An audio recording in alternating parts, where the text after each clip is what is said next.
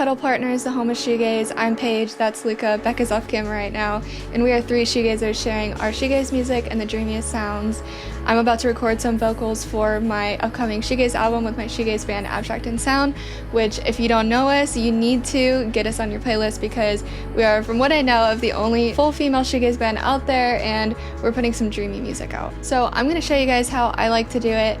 I like my vocals to sound super dreamy, ethereal, lo-fi, something from like a distant dream, so of course I like to use effects. Like with guitar, I will always go for physical effects pedals versus stuff like plugins for actually a lot of different reasons. Mostly I just think effects pedals sound so much better than plugins, especially when I'm wanting a lo-fi, dreamy sound for my vocals. Of course I'm going to think that a guitar pedal made with authentic vintage engineering is going to sound so much better than plug-in computer software that's trying to emulate a lo-fi sound.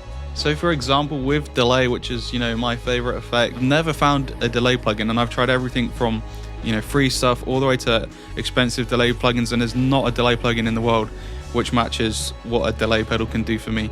It's just not the same. There's nothing that's going to match the beauty of these pedals. Also, there's just so many hiccups that you can encounter when you have plugins that just no one really ever talks about. Some people will try to say, well, plugins are cheaper than guitar pedals, but I would have to say when you inevitably have to upgrade your gear, which we did, we had a really old MacBook Pro, and then we upgraded. Had to literally upgrade to an iMac, and when we did, we lost so many of the plugins that we purchased. As opposed to when I have effects pedals, when things get tight or when things get tough, and I've had to do this a lot really. I've had to sell my gear off, and with those plugins, there's no resale value. It's almost as if you don't own the plugin. Yeah, and so many of them are going subscription based anyway. Yeah, another thing I'd say, like pedals that also require software updates. Not a fan of that, mate. We did it right the first time, mate. You don't need an update. So when it comes to effects, my two main used effects on my vocals, well, same with my guitar, is reverb and delay, and these are two pedals that I had custom made for my specifications for what I want to use for shoegaze. So first, let's talk about reverb. I love using reverb on my vocals because it immediately makes everything sound so much more dreamy, so much more washy.